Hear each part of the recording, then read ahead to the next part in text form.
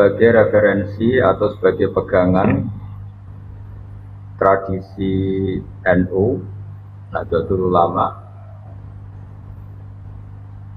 di mana di antara tradisi yang sering dilakukan itu melafadzkan kalimat-kalimat thayyibah yang kebetulan dipakai tahlil 1 sampai 7 hari atau 40 hari atau 100 hari. Nah, ini penting saya utarakan supaya teman-teman yang sering tahlilan, sering membaca la ilaha illallah itu berpikir ulang yang menjadikan langit bumi diciptakan. Al-Fatihah. Bismillahirrahmanirrahim. Ar-Rahmanirrahim. Surah Khairil Maghdubi 'alaihim waladdallin.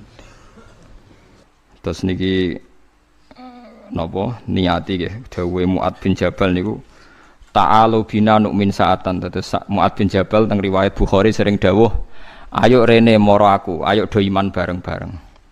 Dados ngaji kados ngeten iki termasuk nambahi napa? Iman. Assalamualaikum warahmatullahi wabarakatuh.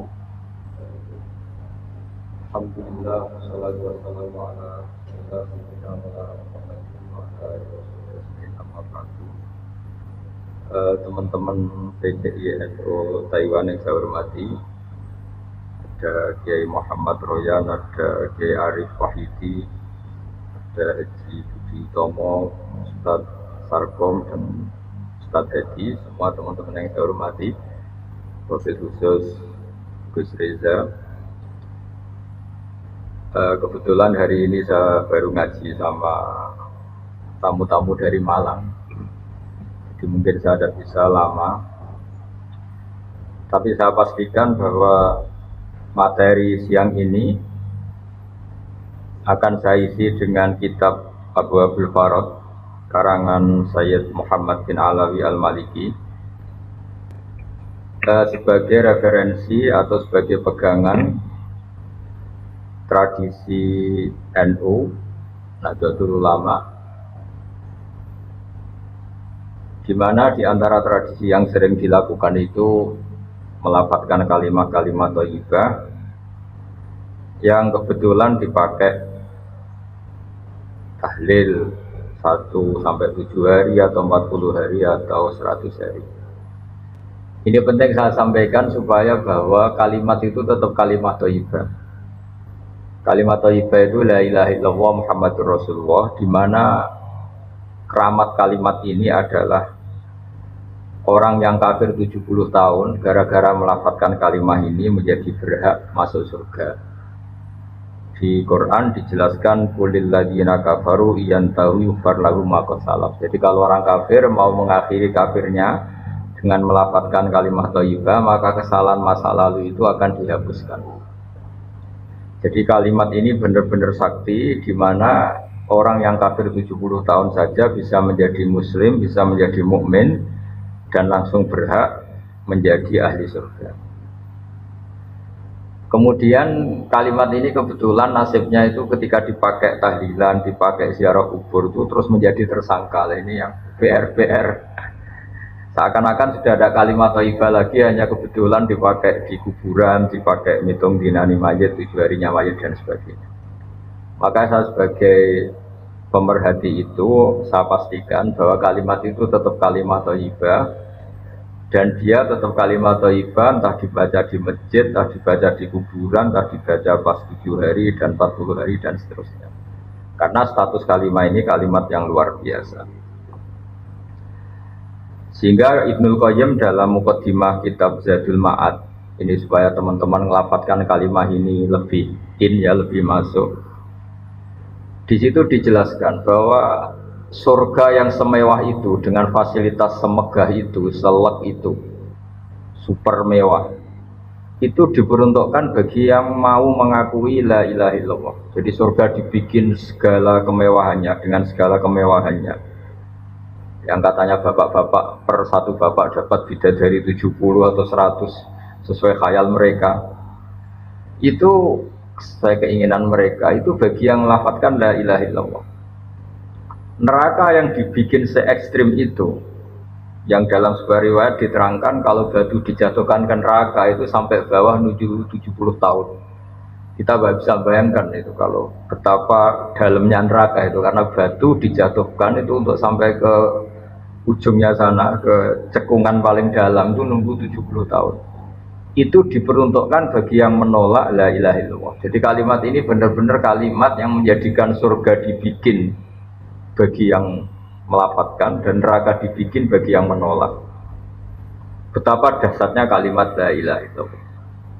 Jadi kalimat ini tidak mungkin menjadi kalimat yang biasa-biasa saja. Lalu para kiai-kiai, para wali songo dulu, supaya kalimat ini familiar, dilatih, diulang-ulang.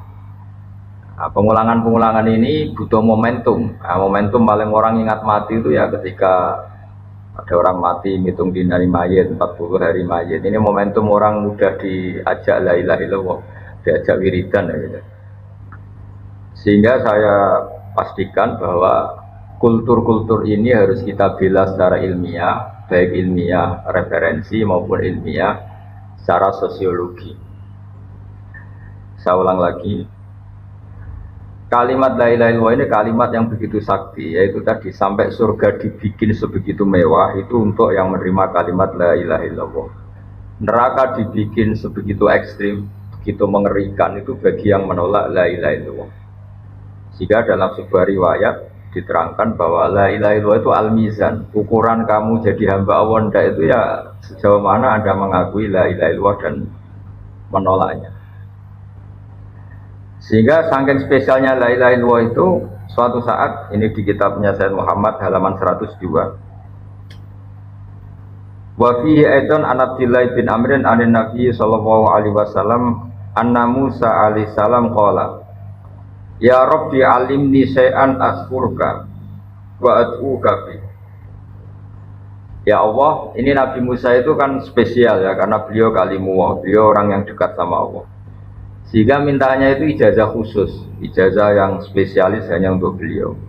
Ya Allah, ajarin saya sesuatu yang dengan sesuatu itu saya bisa mengingat engkau. Sekolah ya Musa qul la ilaha illallah. Ya Musa, kalau kamu ingin ingat saya secara sempurna, lapatkan la ilaha illallah. Terus qala ya Rabbi kullu ibadika yaquluna hadza. Kalau la ilaha illallah itu semua orang juga melapatkan la ilaha illallah. Intinya Nabi Musa itu kan enggak ingin lah sama dengan orang NU ya semuanya tahlilan la ilaha illallah. Muslimat, fatayat di Taiwan di mana-mana juga kalau tahlilan la ilaha illallah. Nabi Musa sebagai kalimullah itu ingin spesial, nggak mau pakai la ilaha illallah karena itu kalimat yang lazim dipakai banyak orang. Inginnya beliau itu spesialis.